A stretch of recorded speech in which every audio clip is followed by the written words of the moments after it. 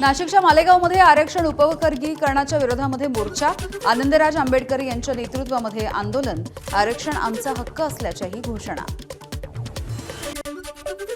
जळगावच्या यावल एसटी आगारामध्ये भाजप आणि ठाकरेंची शिवसेना यांच्यामध्ये वाद झाला. राजमाता जिजाऊ बस लोकार्पणावरून राडा, शिष्टाचाराच्या उल्लंघनाचा ठाकरेंच्या शिवसेनेचा आरोप. भंडाऱ्यामध्ये हेलिकॉप्टरचं इमर्जन्सी लँडिंग, खराब हवामानामुळे मोहगावमध्ये हे हेलिकॉप्टर उतरवण्यात आलं. नागपूर कंट्रोल रूमनं सिग्नल दिल्याच्या नंतर हेलिकॉप्टर रायपूरच्या दिशेनं रवाना. गोंदिया जिल्ह्यामध्ये 45 रुपये प्रति किलो मिळणारी साखर आता 70 ते 75 रुपयांवर, सामान्य नागरिकांच्या खिशाला मात्र कात्री. बीडमध्ये साखरेच्या भाववाढीचा चहाच्या दरांवरती परिणाम, चहाच्या दरामध्ये 2 ते 5 रुपयांची वाढ, चहाप्रेमींकडून सरकारच्या कारभारावर नाराजी. कल्याण पूर्व इथल्या नामांकित भानुज्योत हॉस्पिटलमध्ये डॉक्टरांना मारहाण, आजाराबाबत समजावत असताना मुलाची डॉक्टरला मारहाण. डॉक्टर संघटनांच्या दबावामुळे पोलिसांनी गुन्हा दाखल केला, डॉक्टर जयस्वाल यांची माहिती.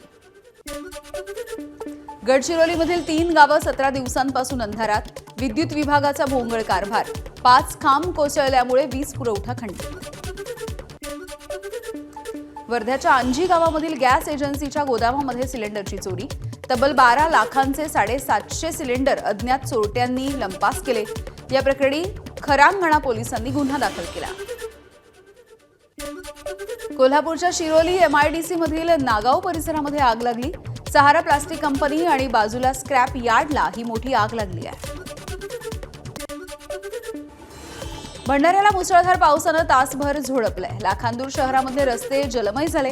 नगरपंचायत प्रशासनावरती नागरिकांचा रोष. रत्नागिरीमध्ये आतापर्यंत 70% पावसाची नोंद झाली. राज्यामधल्या काही भागामध्ये मुसळधार पावसाचा इशारा.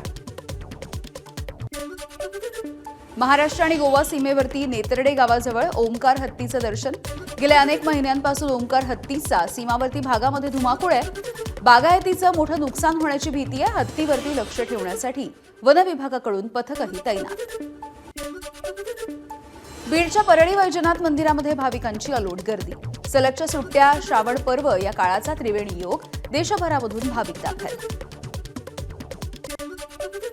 ऊसतोड कामगारांच्या मुलांना शिक्षणाच्या प्रवाहामध्ये आणणाऱ्या बीड जिल्ह्यामधील केजच्या डॉक्टर कविता गीते यांना राष्ट्रीय शिक्षक पुरस्कार.